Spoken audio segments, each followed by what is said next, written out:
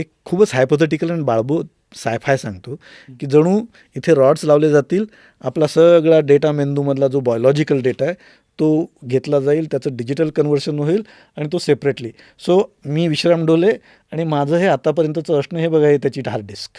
हां, असं. आणि मग ती हार्ड डिस्क मी कुठेतरी क्लाउडला फलाना ठिकाणी नेमक्या ठिकाणी मी ते अपलोड करेल. आणि एका अर्थाने Vishram Dole the body would die, but Vishram Dole the experience would remain almost immortal. तर ही जी संकल्पना आहे ती आता वाटतं हे कसं शक्य आहे, काय असं होऊ शकतं, हे सायफायच आहे. पण काही लोक, आता रे कुर्जवाल ज्याचं मी नाव घेतलं ना, तो काही असा किरकोळीत काढावा असा माणूस नाही आहे. त्याला मोठी मोठी पारितोषिक आहे.